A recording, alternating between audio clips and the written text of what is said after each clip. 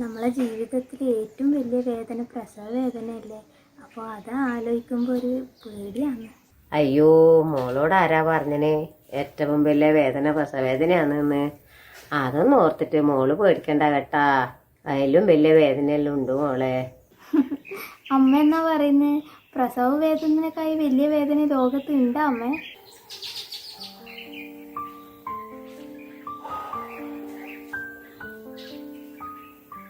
ഉണ്ട് മോളെ.